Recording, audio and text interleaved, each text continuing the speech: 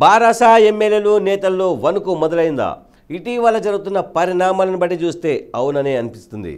నిన్న మొన్నటి వరకు తన కొడుకు భద్రారెడ్డికి మల్కాజ్గిరి ఎంపీ టికెట్ ఇవ్వాలని తాను గెలిపించి చూపిస్తానంటూ బారాసా అధినాయకత్వాన్ని కోరుతూ రావడం జరిగింది మల్లారెడ్డి.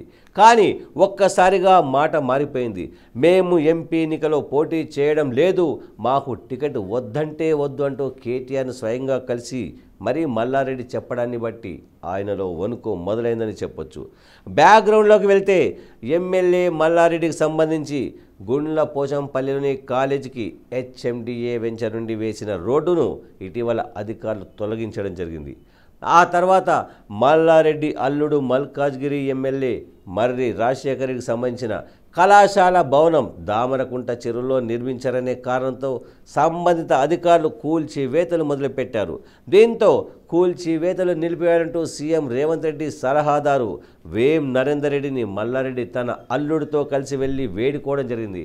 కానీ తన చేతుల్లో ఏమీ లేదని నరేందర్ రెడ్డి తేల్చి చెప్పడంతో సీఎం అపాయింట్మెంట్ అయినా ఇప్పించాలని అడిగినా పట్టించుకోలేదు. మల్లారెడ్డి పరిస్థితి ఇదైతే ఇక కాళేశ్వరం ప్రాజెక్టు నిర్మాణంలో లొసుగులు, ధరణి పోర్టల్, ప్రభుత్వ భూముల ఆక్రమణ, హెచ్ఎండిఏలు అక్రమాలు, గొర్రెలు బర్ల పంపిణీలో అవకతవకలు వంటి అనేక అంశాలపై రేవంత్ సర్కార్ విచారణకు శ్రీకారం చుట్టడంతో గత ప్రభుత్వంలో మంత్రులుగా కొనసాగిన కొందరు నేతల్లోనూ కొంత భయం మొదలైందనే ప్రచారం జరుగుతుంది.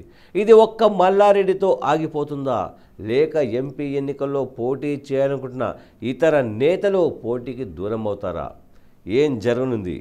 మన కొద్ది రోజుల్లో తేలిపోనుంది.